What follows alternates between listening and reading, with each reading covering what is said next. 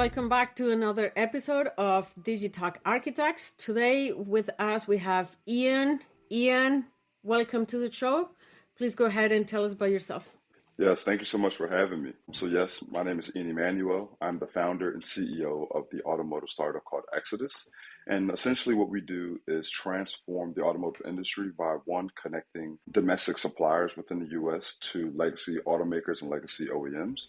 And we have also created a brand new proprietary powertrain and vehicle architecture to help usher in the next generation of automotive efficiency and automotive excellence. Very good. All right. Well, you've had quite the interesting journey, right? You went from just being a car enthusiast from like when you were really young to now founding your own company, Exodus. What sparked your passion for integrating the innovation that your company is doing for the automotive industry, as well as performance, sustainability? Tell us how that worked out for you.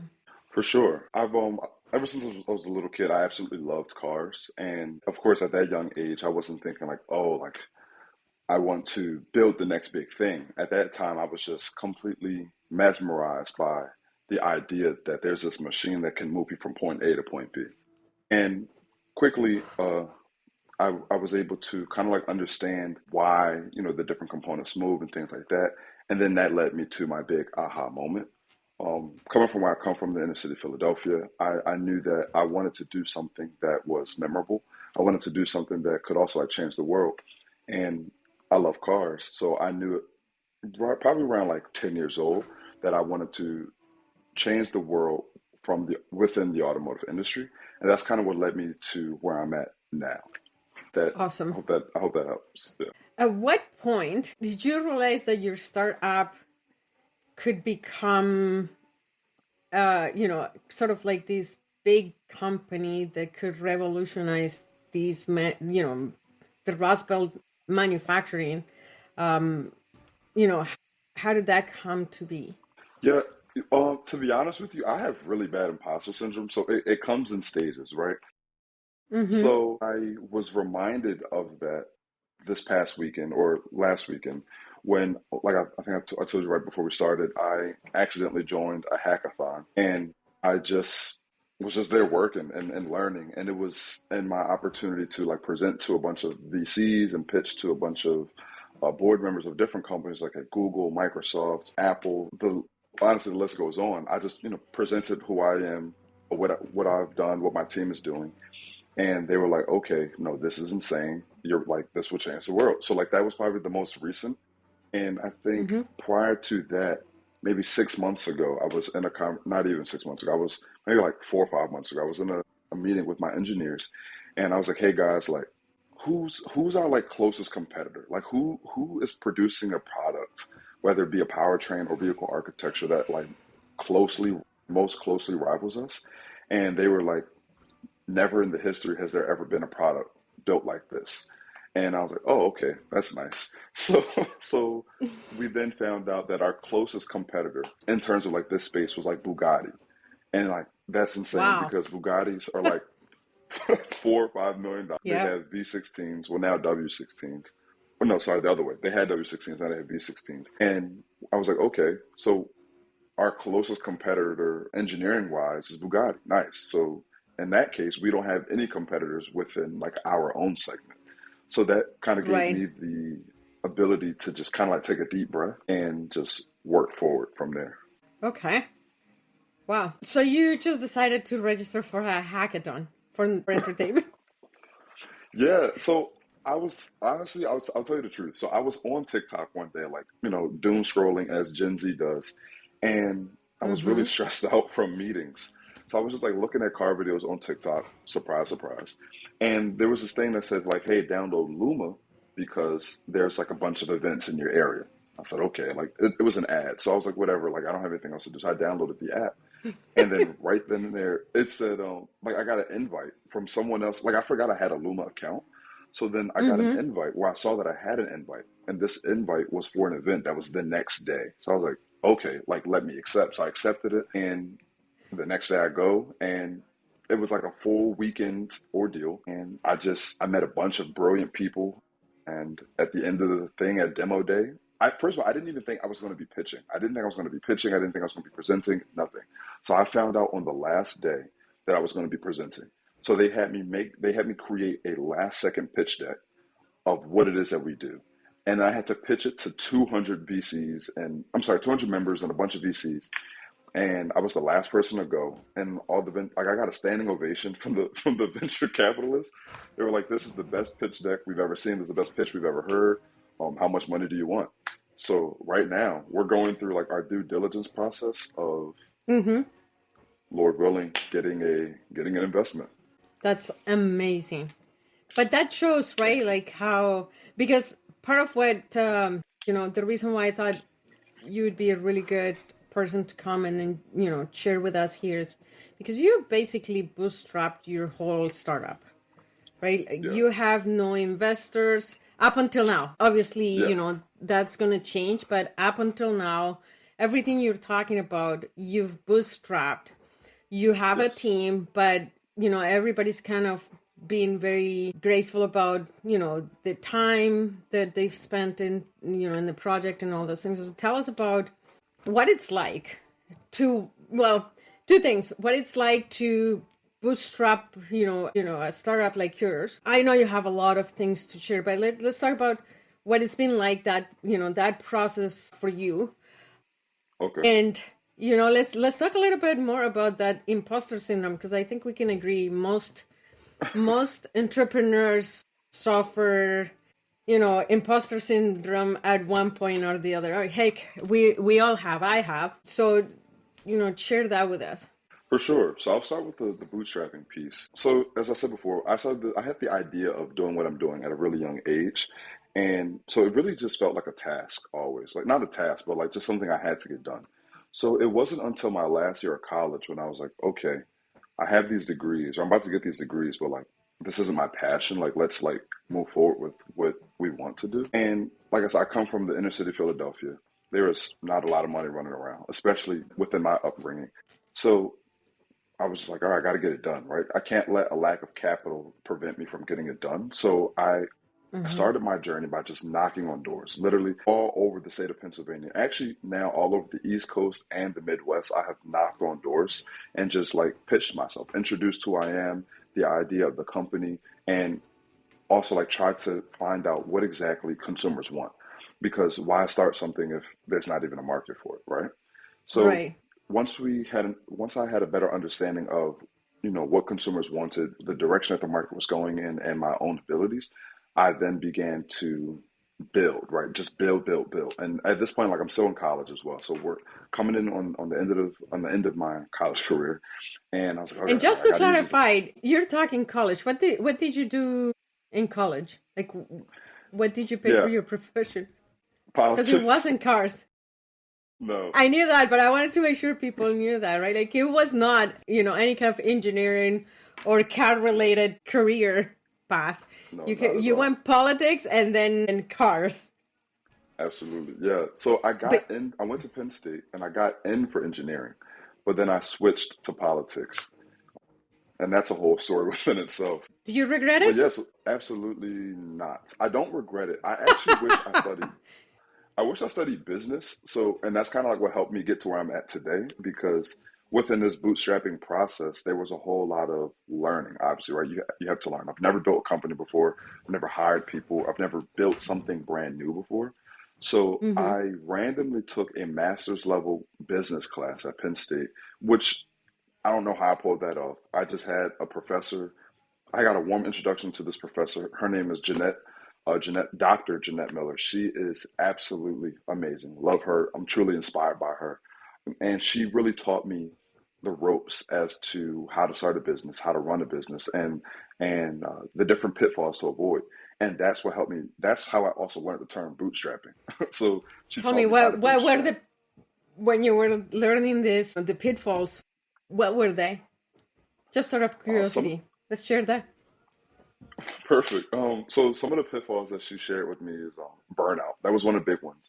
A lot of entrepreneurs overlook that idea when you are absolutely consumed by your passion or whatever is in front of you, you can very easily have burnout. And next thing you know, you don't want to do the work anymore. You don't want to do the project. You are no longer inspired. Another thing that she told me was not raising capital. She told me another big pitfall that people have within their startup journey is that founders try to raise capital too soon and they don't really have anything to leverage. So now they're giving up a lot of their equity within their business, but they don't have any kind of promising product yet that can actually have traction. So she Okay. told me slow down from raising capital. So again, another reason why I bootstrapped for a year and a half. Right. And so now, current day, we have the product. We are in the middle of getting now 8 patents for the engine and the powertrain, and we haven't raised a single dollar yet. So now we have all of the leverage when we meet with investors because not only do we have a product, not only are we in the prototyping stage, but we also have the intellectual property to support all of our work. So now we can raise capital and it doesn't have to go towards intellectual property because IP is really expensive. Really, really expensive. Yes. Yes. Yes. Very good. All right. So, tell me, we talk a lot about AI. You and I already talked a bunch about it. Tell me, how are you guys using AI to think on your product development, the supply chain management that you guys are doing in, obviously customer engagement, right? Because you can't Yeah. bootstrap and not, do a bunch of things to make that more efficiently, right? Absolutely. So I have used AI to do everything that you could possibly imagine in this process. Like I've leveraged my AI usage to the degree. So one of the biggest areas that we utilize AI in is really like what I like to call, and I'm going to make this up on the spot, but hacking. So didn't really make that up, but hacking within this space. I have used AI to really have a better understanding at how to create a wedge and identify what the wedge is that we're going into. For our listeners, a wedge in this context is just your room, like your space and window of opportunity to come into the market. So use AI to understand why the problem exists, how we can solve the problem, and how we can have seamless integration from point A to point B. And then, like I said, now fast forward a little bit, I said I just joined a hackathon last week by accident. I learned this phrase called vibe coding. And vibe coding is Yes. when you have AI essentially code for you, and Yep. then you go in and fix whatever you need to fix. I'm not a coder, but what I did do was have AI vibe code for me, and that is what helped us build our pilot for the B2B digital marketplace that runs our supply chain and logistics. So now I have a team of not computer scientists, coders that are Agents. going in. Yeah. Well, no, now I have like actual people like coming in and like building a brand new code base for the product. But to get Okay. there, I had to vibe code. So Vibe coded. AI has helped us there. Yeah. And with marketing, AI has helped us a lot with marketing in the sense that it showed us directly who to target, when to target Yeah. them, and how to do so. So it just took all of that unnecessary research off my table, and it just allowed me to just get right in there and find who Tell to talk to. us a little bit about that process. So when you decided to use AI to help you with that marketing research, how did you go about it? Like, what was your process like? Yeah, I think it all started with prompt engineering. So like one, Mm-hmm. I had to obviously like you have to know to get anything done and to get AI to work at its full potential, you have to know how to speak to it. And I really just found a way to, and this is where my politics degree came in. I just knew how to speak. I knew how to talk and I knew what I wanted it to do, but I also knew how to ask questions. Like I'm really big on asking questions and finding the Mm-hmm. best way to get to my end result. So I literally just would I became an expert at prompt engineering that then allowed me to have AI literally find literally find all of the rail hubs. For example, like I needed to find all of the industrial hubs with that had direct access to train routes and suppliers to be able to meet at these points. So I just Mm-hmm. literally was like, hey, find me X, Y, and Z. I want things to be done within this time. I need the products to be able to be delivered in this time frame. I need to be able to measure CO2 emissions. I need to be able to have direct contact with suppliers from point A to point B. And I need to have a predictive analysis element in there as well. And I just like detailed all of that. So all of these details come in like long documents. Like I essentially typed up a 5-page document. Then I just inputted that document into my chat box and had AI create the whole So you're platform. giving the AI a full document with all your instructions. Yeah. Like you have to be very, very explicit in what it is that you want. The more you say, the better it is. Because The results, it yeah. takes out, yeah, What I yes, keep saying is whatever what you put in, you get out of it, right? If your input yes, is short and generic, what you're gonna get in the output it's generic. But if your absolutely. input is detailed in, I don't want to say long because depends on what you're doing, but Yeah, detailed in the context of what you want, and your output and results from it would be a whole lot better. absolutely. Yeah, you have to be very specific. Right. Okay, so you create these documents outside of the chatbot, right? So Yeah. like a Google Doc, and then you just feed that in, and then Yeah, essentially, yeah. what? And also, So which one once is your favorite tool? So I've played around with a few different ones. I've used Chat GPT, I've used Gemini, Claude. So you just have just play around, and it's all in your ability to. And I've used some that like my friends have developed. So I now I have some friends who literally built AI assistants. So like I've Mm-hmm. just practiced on theirs as well. And yeah, I don't necessarily have a favorite right now. I think my favorite one isn't released yet, and it's one that one of my friends is developing, and I just met him at the hackathon last week. But Nice. it outperforms ChatGPT by miles, and it's insane to even say that. It doesn't think linearly, and he like uses something with like the Fibonacci code or something. Don't give me the Yeah. line because I don't even understand the whole process. But all I know is that it's absolutely insane.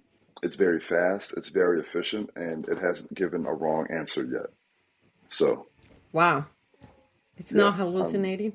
no, it's not. He studies neuroscience, so like he found out why current AI is not working to its full potential, and he essentially just created a solution to that. Like he just found out what was wrong with it, and now he has like people at OpenAI like trying to like work with him. He's like, nah, like I don't want to work there. Like I'm building this. So he's just literally I want shrugging my off own like thing. He's literally like he's bootstrapping it shrugging too. off the yes. So it's absolutely insane. Like he's shout out to him. He knows who he is. Shout out to you, bro. It's you're doing amazing. Hey, maybe we can have him come and be a guest for us here too. Absolutely. I'll definitely let him know.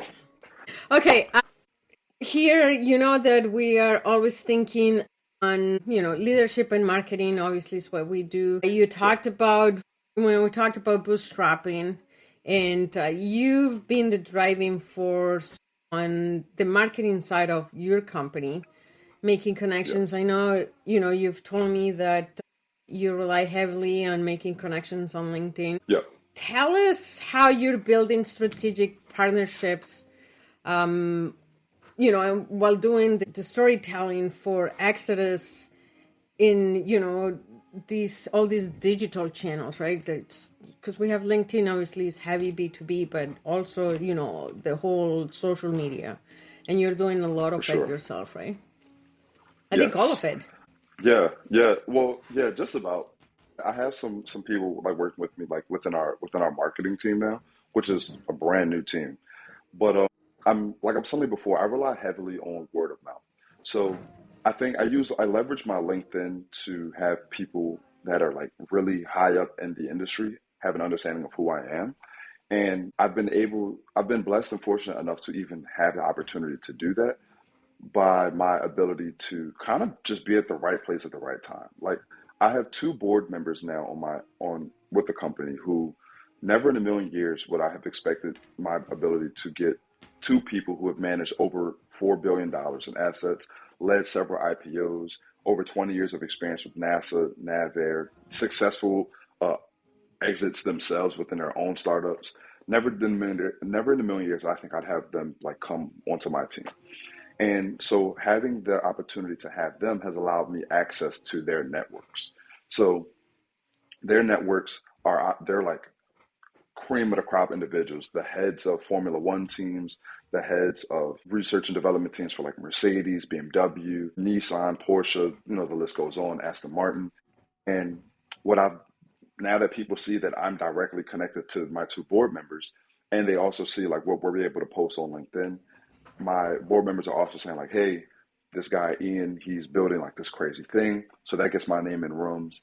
Then we have people like reaching out to us. So like I'm connected with the CEO at Mercedes Benz, the CEO at Aston Martin, the CEO, a bunch of like different execs at Koenigsegg with F1, and this all happened like word of mouth. Like we use LinkedIn a little bit to say, hey world, this is what we're doing, and then we strategically put ourselves in rooms that have people ask questions. So like the hackathon, that hackathon was Mm-hmm. not for people in my field. Like that was the other crazy part. That hackathon was for tech. I'm not in tech. Like I'm in manufacturing, automotive manufacturing. And I was able But to also win tech. because well yeah, tech. They call it deep tech. Like this was Deep tech. specifically for Okay. like yeah, this was for like AI and blockchain and things like that, Okay. which that's not us. No. But we were able to win because we had a compelling story, we had traction, and we had a product that was able to leverage all of the soft tech, so the AI, into our business model. So we were just able to show like the transition from, hey, there's a lot of tech companies today. Don't forget about the fact that we actually need to build something, and here's how Exodus does that. So that's that. So So you back to the build that marketing. that that technology into what you already had in your Yes, product. exactly. Yes. That's quite cool. Thank you. Thank you. So, So that helps with marketing as well. well, of course, making connections, right? Yep. On and offline, in person Yes, and remotely. Do you do a lot of in absolutely. Heavy on the person? in person. I'm starting to. So uh, I just got invited to another event. It's kind of like a hackathon, but not really. Like this is just like a meet and greet with a bunch of VCs, and I got invited Mm-hmm. to that. That's on Wednesday, so that'll be like one of our next big, or one of my next big opportunities to like be in person with some influential people. I have been invited to do like some guest speaking at different universities. I've spoken at my alma mater at Penn State. I'm speaking at Drexel. I actually just got a second email right before I joined this about guest speaking at Drexel, and I'm going to be speaking at University of Michigan. So these are just like a bunch of like different opportunities for me to like get out there. But also, I have been invited to a boat show to speak, and that's in February. So I'm going to be out there, like just talking about the company, talking about what we're doing, and I believe that's the best way to get your name out there. I don't believe in ads and I don't believe in commercials. I was taught by that professor I told you about. Anything that has a commercial is not something you should be buying. And so yeah, I kind of like I've adopted that mentality. I don't want to put out an ad about Exodus. I want people to learn about Exodus organically. Okay. So do you post a lot of content aside from LinkedIn and the connections you've made through Uh, LinkedIn? Do you post a lot of content online about Exodus and what you're doing? no, no. That's another big reason. Like a lot of my friends, up until recently, didn't know that I had a company. They didn't know that, and they didn't know that it was reaching this point either. They were like, they just always heard me say like, "Oh, I'm busy." Like, "Oh, I'm sorry, guys. I'm really busy." They also didn't know I was in grad school. um, they tease me for being like they call me like a secret squirrel. Like and like Mr. Private. yeah, and they're like, "How are we your best friends and we don't know about this?" And I was like, "Well, y'all didn't ask. Like, if you asked me, hey, what are you doing? Like, I'll tell you." and and I also like believe in like the big aha moment. So just showing like, Yeah. boom, here's what we've done. And I love to under promise and over deliver. And that's another big thing that has helped us get to this point. I just when I was speaking to investors in the past or potential investors in the past, and when I was speaking with like different mentors, I would I would say like, oh, like yeah, like we're thinking about, you had to be very like vague with some of your language. Like, oh yeah, like we're thinking about building a new engine, or we're thinking about finding a way to like increase fuel efficiency, things like that. So it's like, yeah, we did think about doing that. No one thought that we were going to build a brand new engine like that has never been seen before. So that's an example of us under promising and over delivering. No one thought that we were going to build an entirely new vehicle architecture. They just thought we were going to build something that would work in what we already have today. So under promising, over delivering. Okay. So the hackathon, we keep going back to that one because it's a good story. You Thank just you. randomly registered and then boom, you won it. Yeah, But it was. in in the spirit of these, let's dive a little bit into, because you have a team, right? Yeah, I So have a you're team. not just the only one leveraging AI and doing all of these things.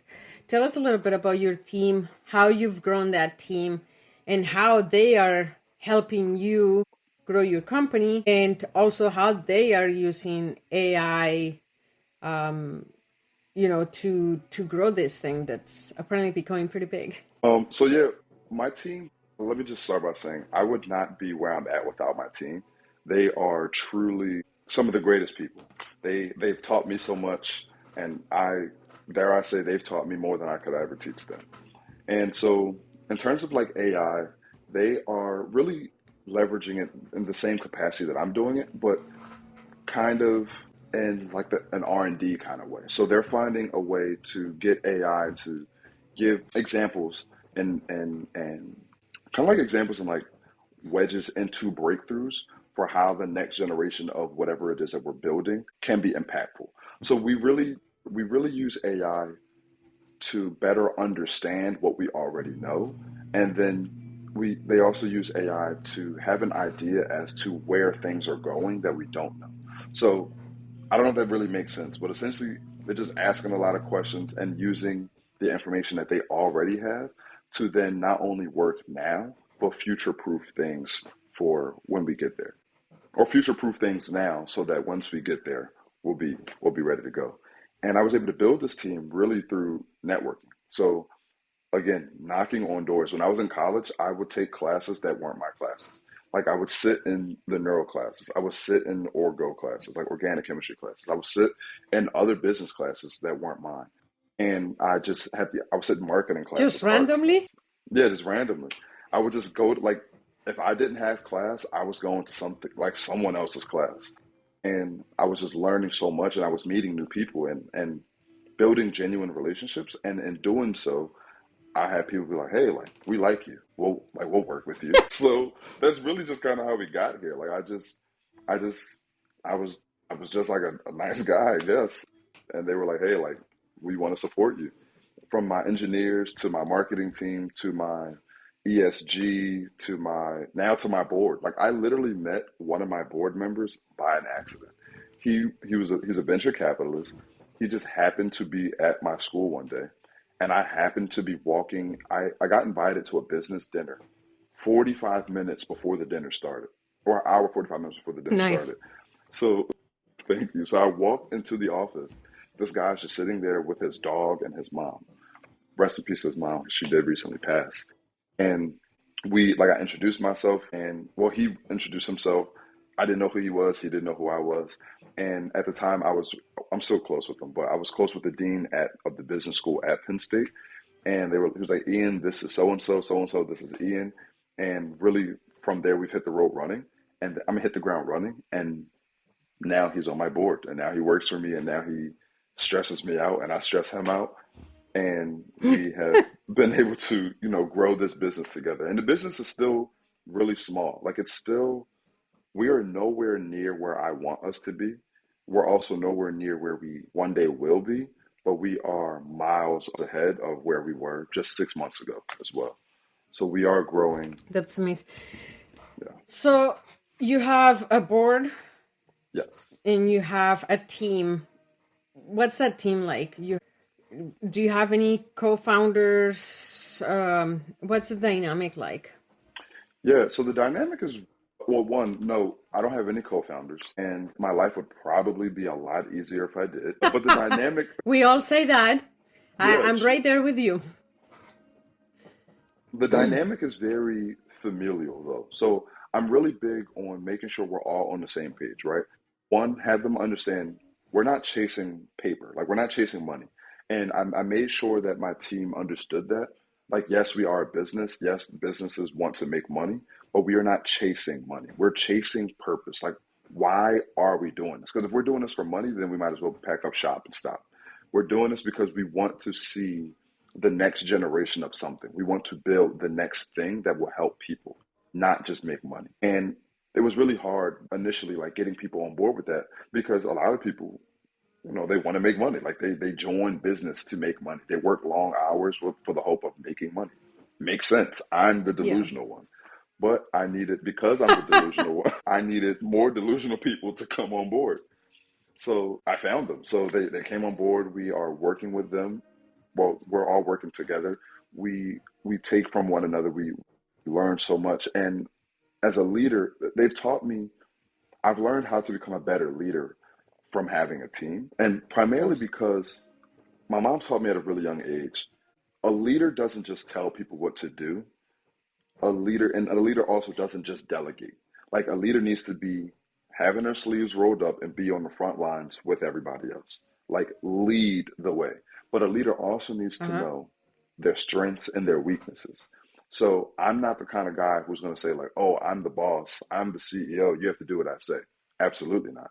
If you have a better way of thinking through this problem, teach me, like educate me so that I can understand it, and that so we can then leverage that.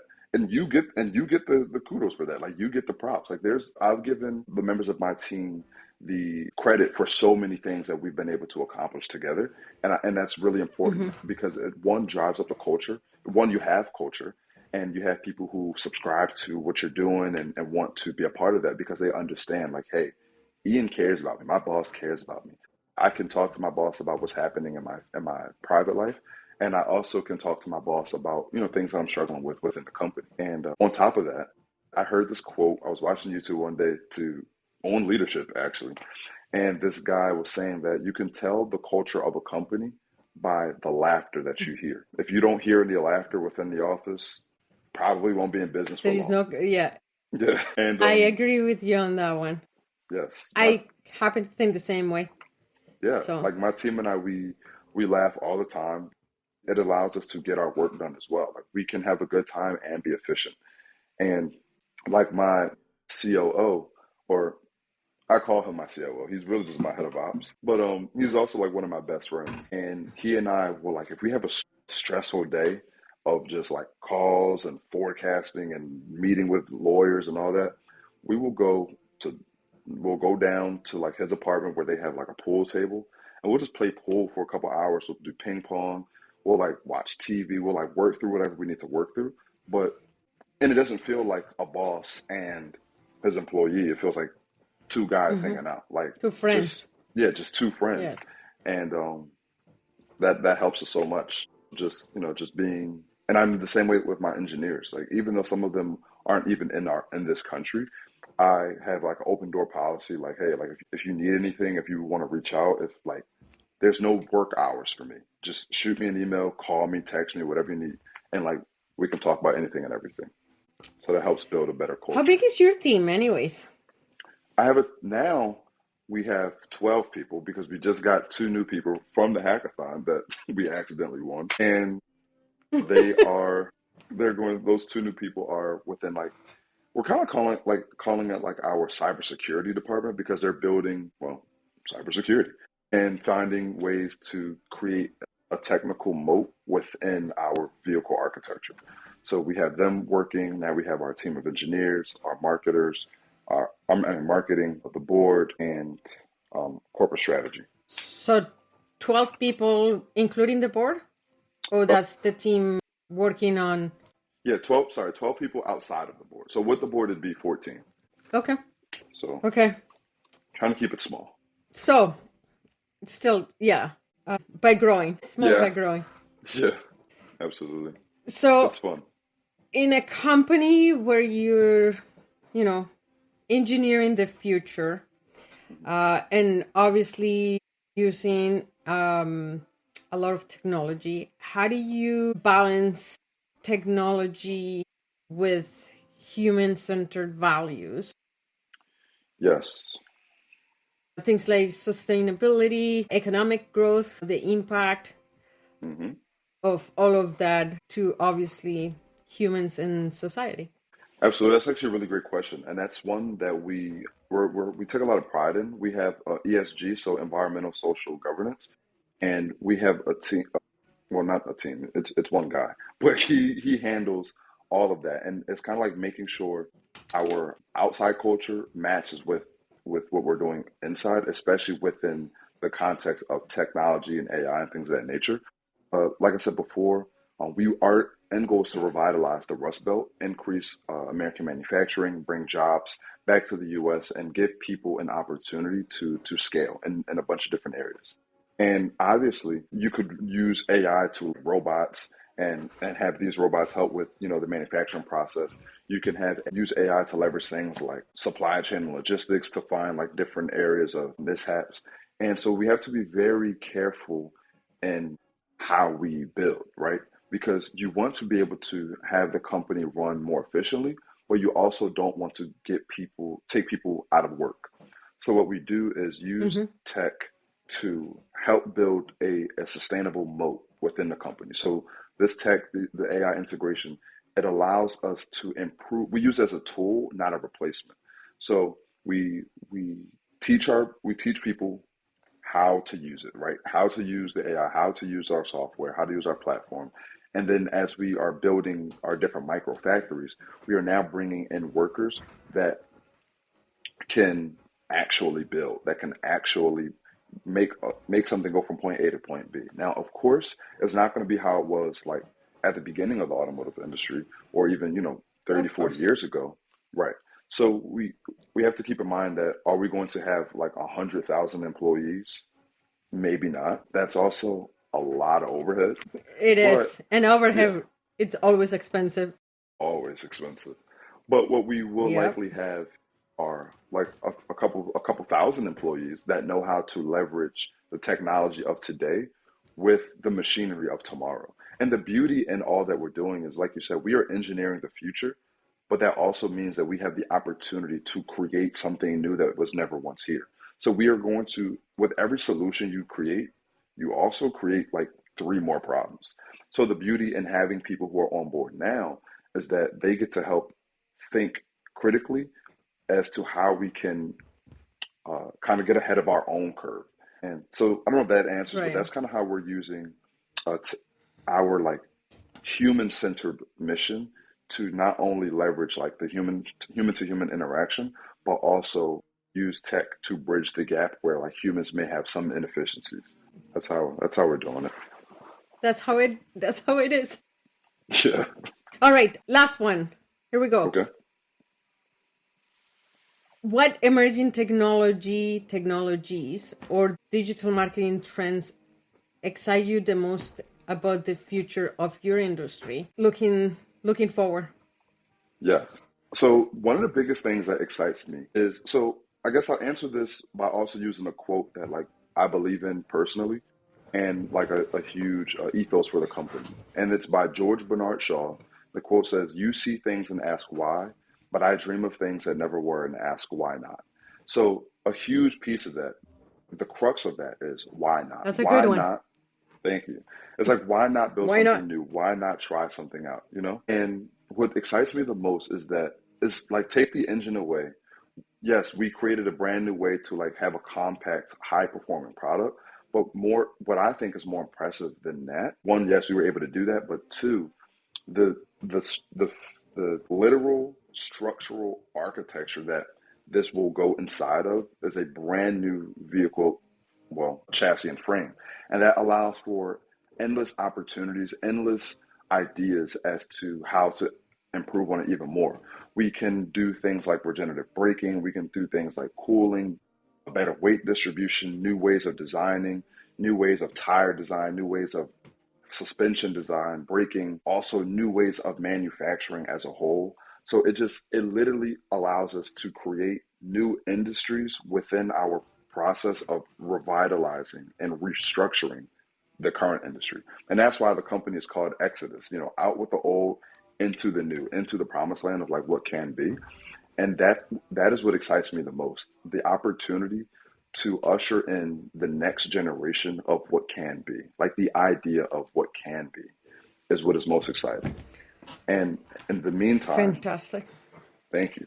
And in the meantime, we were able to use our digital marketplace as a means to connect people, like literally connect businesses who are struggling or connect businesses who want the opportunity to, come into the future. Like this is the Exodus. We are offering the Exodus. So we use our physical, our tangible, hardware and technology to as a vehicle, no pun intended, into the future. And then we use our digital platform as a way and means to connect SaaS platforms, as a means to connect smaller OEMs and smaller manufacturing into the future of what can be. So that's what I'm most excited about. Just impact, truly. Very good. Well, Eyan, thank you so much for coming out and spending this time with us. Absolutely. For being our guest. And I hope that, I love to talk to you in the future, see how Absolutely. things are going and, what your next steps to success have been. I look forward to it. Thank you everyone for spending another hour of your time with us, and we'll see you in the next episode. Yes, thank you so much for having me.